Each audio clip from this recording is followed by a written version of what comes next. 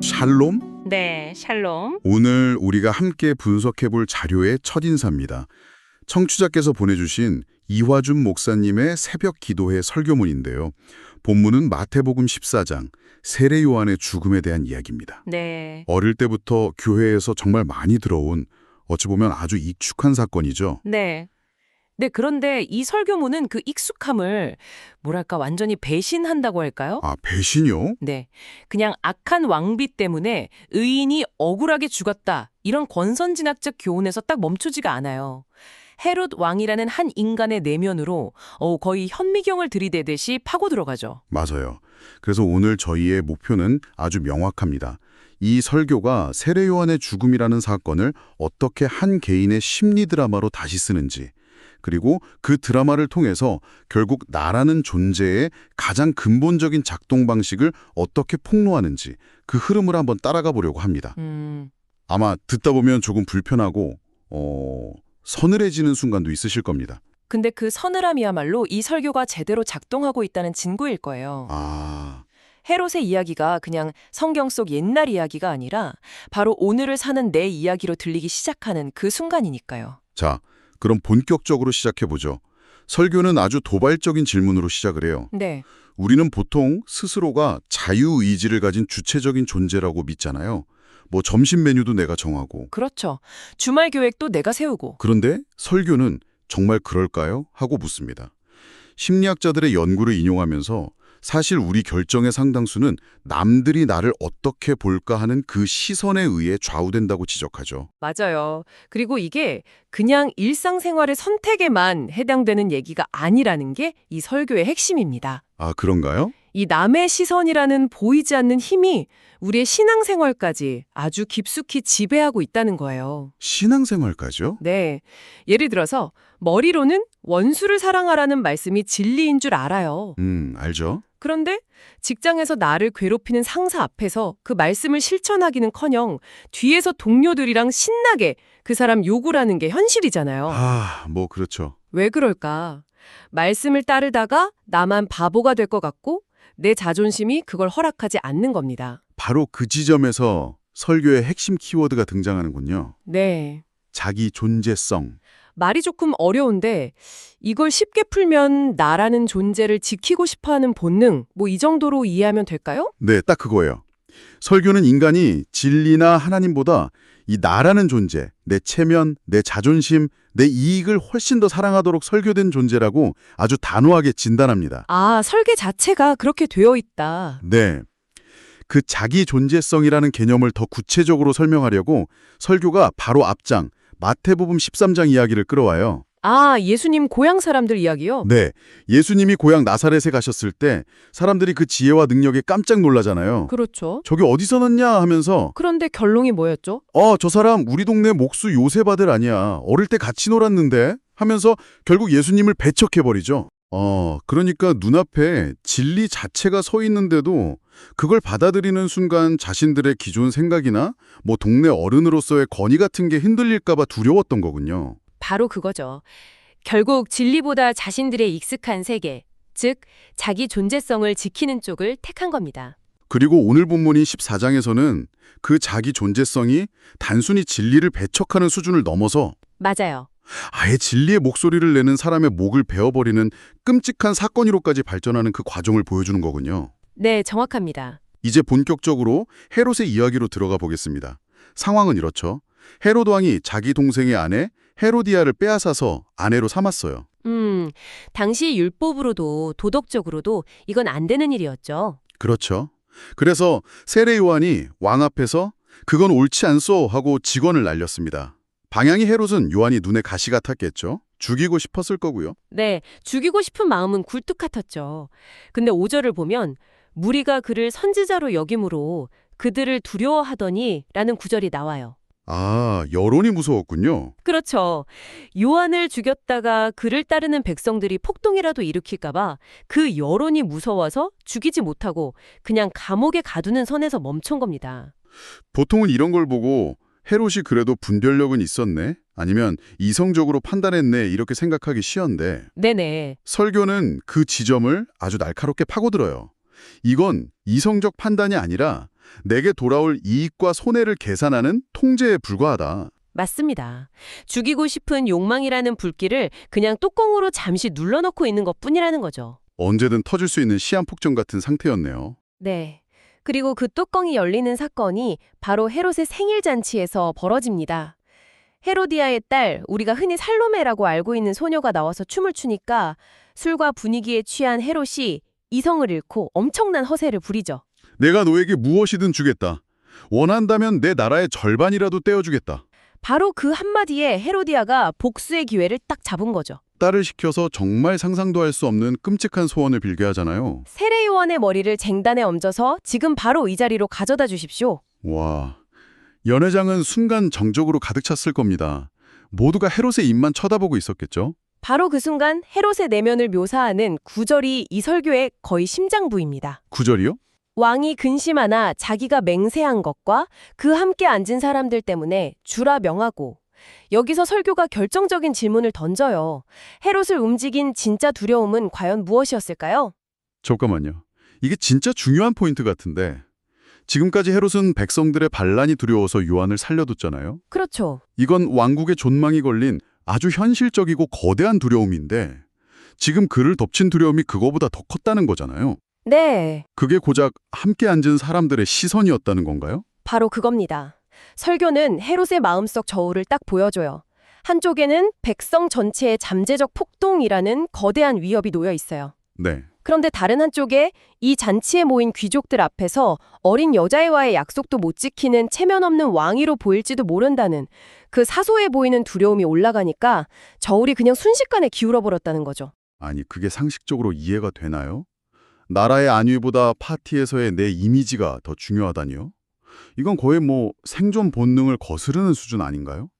바로 그 지점이 이 설교가 인간 본성을 얼마나 깊이 꿰뚫어 보고 있는지를 보여주는 대목입니다. 아, 우리에게 사회적 죽음의 공포는 물리적 죽음의 공포만큼이나 때로는 그 이상으로 강력하게 작동하거든요.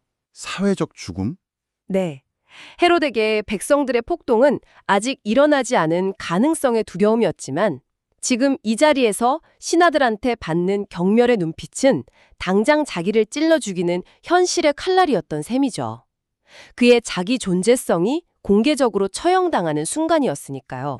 와, 정말 섬뜩한 분석이네요. 결국 세례 요한의 목을 벤 진짜 칼날은 헤로디아의 아기도 살로메의 춤도 아니었군요. 네. 자신의 알량한 체면, 그 하찮은 나라는 존재를 지키기 위한 헤롯의 이기심, 그것이 바로 진리의 목소리를 잘라낸 살인자였다. 이 말이네요. 맞습니다. 그리고 설교는 여기서 멈추지 않고 한 걸음 더 나아가요. 더요? 그렇다면 성경의 저자 마태는 왜 이 끔찍하고 치졸한 이야기를 굳이 여기에 기록했을까라는 질문으로 우리를 이끌고 갑니다. 그 질문이 정말 주요해 보이는데요. 단순히 세례 요한이 이렇게 순교했다, 이 사실만 전달하려는 건 아니었을 테니까요. 네. 설교는 이 사건이 곧이어 펼쳐질 인류 역사상 가장 중요한 사건, 즉 예수 그리스도의 십자가 사건의 완벽한 예고편이자 축소판이라고 설명합니다. 예고편이요? 네. 헤롯의 딜레마와 선택 속에 십자가 사건의 모든 핵심 요소가 그대로 담겨 있다는 거죠. 어떤 점에서 그런가요? 우리가 보통 십자가를 생각할 때 책임을 좀 전가하잖아요. 그렇죠. 돈 욕심에 눈먼 가련 유다가 나쁜 놈이지. 시기심에 가득 찬 바리새인들이 문제였어. 빌라도가 비겁했지 하면서 특정 인물들에게 손가락질하면서 자기는 슬쩍 빠져나오죠. 나라면 안 그랬을 텐데 하는 은근한 착각을 하죠. 맞아요. 바로 그 착각. 근데 설교는 그 착각을 아주 무자비하게 깨트립니다. 어떻게 말이죠? 세례 요한을 죽음으로 내몬 헤롯의 마음을 다시 한번 들여다보자는 거죠. 진리보다 내 체면, 내 권위, 내 입장이 더 중요했던 그 마음. 네. 그게 바로 로마 총독으로서 유대인들 눈치 보면서 자기 자리 지키려 했던 빌라도의 마음이었고, 예수님 때문에 자기들 기득권이 흔들릴까봐 두려워했던 바리새인들의 마음이었고, 아, 심지어 자기 살겠다고 예수님 버리고 도망쳤던 제자들의 마음과 정확히 똑같다는 겁니다. 그리고 그 마음이 바로 오늘을 사는 나의 마음이라고 결론 내리는 거군요. 그렇죠. 와, 이건 정말 피할 곳이 없네요. 설교가 제시하는 적용점이 그래서 더 아프게 다가오는 것 같아요. 네. 세상의 식탁, 예를 들어 직장 회식 자리나 친구들 모임 같은 곳에서 함께 앉은 사람들의 눈치 때문에 신앙인으로서 해야 할 말과 행동을 삼키고, 오히려 세상의 가치관을 동조해버리는 순간들. 네, 그게 바로 예수님의 말씀을 진리를 내 손으로 직접 쟁반 위에 올려 그 목을 치는 행위라고 말하니까요. 이 정도는 괜찮겠지. 분위기 깨면 안 되잖아. 라는 아주 합리적인 자기 합리화와 함께 말이죠. 설교는 이 문제가 우리의 의지나 노력으로 해결될 수 있는 성질의 것이 아니라고 단언합니다. 아, 노력으로 안 된다고요? 네, 교회를 오래 다니고 성경 지식이 많고 봉사를 열심히 한다고 해도 이 뿌리 깊은 자기애, 나를 지키려는 본성이 사라지지 않는다는 겁니다. 인간은 뼛속까지 자기 중심적인 존재라는 냉엄한 현실을 직시하게 만드는 거죠. 듣다 보니 정말 희망이 없다는 생각마저 드는데요. 진리가 눈앞에 와도 내 체면 때문에 그 진리를 죽여버리는 존재가 바로 나라면 이런 나에게 도대체 무슨 소망이 있을까? 그렇죠. 설교는 정확히 이 지점에서 이야기를 전환시키죠. 맞습니다. 바로 이 절망의 끝에서 복음의 역설이 시작됩니다. 하나님은 말씀을 통해 우리가 얼마나 끔찍한 죄인인지, 우리가 바로 예수를 십자가에 못 박은 헤롯과 똑같은 장본인이라는 사실을 철저하게 고발하세요. 너희가 내 아들을 죽였다 이렇게 외치시는 것처럼요. 네, 맞아요. 그런데 놀라운 것은 그 고발의 목적이 우리를 심판해서 지옥에 보내려는 게 아니라는 점입니다. 고발의 목적이 심판이 아니라면 대체 뭔가요? 우리 스스로에 대한 모든 기대를 포기하게 만드시는 겁니다. 나는 내 힘으로는 절대로 하나님을 사랑할 수도 진리를 따를 수도 없는 존재구나. 나는 그냥 내 체면과 자존심의 노예일 뿐이구나. 이 처절한 자기 파산의 자리에 설 때까지 우리를 몰아가시는 거죠. 그리고 바로 그 자리에 우리가 죽여버렸던 그 예수님께서 부활의 능력으로 다시 찾아오신다는 것이 복음의 핵심입니다. 그러니까 구원의 주체가 나의 결단이나 노력이 아니라 전적으로 하나님의 행동이라는 말씀이시군요. 그렇죠. 설교는 구원을 이렇게 표현해요. 우리가 목을 벤 세례 요한은 그대로 죽어서 끝났지만 우리가 십자가에 못 박아 죽인 예수님은 무덤을 깨고 부활하셨다. 그리고 성령을 통해 그 돌덩이처럼 단단하게 굳어버린 우리 마음을 깨부수고 들어오셔서 억지로 강권적으로 우리를 믿게 만드시는 것. 이것이 바로 구원이라는 기적이라고 설명합니다. 와, 내 본성대로라면 100번이고 1000번이고 예수를 팔아넘겼을 나를 하나님의 그 포기하지 않는 은혜가 붙들어서 하나님의 자녀라는 말도 안 되는 자리에 앉혀놓으셨다는 거죠. 그렇기 때문에 진짜 복음을 경험한 사람은 제가 예전에는 이랬지만 이제는 이렇게 거룩하게 살고 있습니다. 라며 자신의 의의를 자랑할 수가 없게 되겠네요. 그럴 수가 없죠.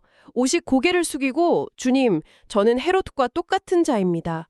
저는 지옥에 가는 것이 마땅한데 어찌하여 저 같은 자를 살려주시고 천국 백성으로 삼아주십니까? 이 애통 섞인 감사와 찬양만이 남게 된다는 것. 이것이 이 설교가 말하는 은혜의 본질입니다. 자, 그럼 이제 설교의 최종 결론을 향해 가보겠습니다. 이 모든 분석을 통해 설교가 우리에게 궁극적으로 요구하는 것은 무엇일까요? 하나의 선택입니다. 선택이요? 과거에 우리는 나를 살리기 위해 예수님의 말씀을, 즉 진리를 쟁반 위에 올려놓고 그 목을 쳐냈습니다. 헤롯처럼요. 하지만 이제 그 거저받은 은혜의 비밀을 알게 된 사람들은 정반대의 선택을 해야 한다고 설교는 아주 강력하게 권면합니다. 반대의 선택이라면 어떤 의미일까요? 더 이상 예수님의 목을 치는 것이 아니라 바로 나의 그 알량한 체면과 고집, 꺾기 싫은 자존심, 즉 나의 자기 존재성을 쟁반 위에 스스로 올려놓으라는 겁니다. 그리고 주님, 이것을 십자가의 칼날로 쳐주십시오 라고 내어드리라는 거죠. 와, 정말 강렬한 이미지네요.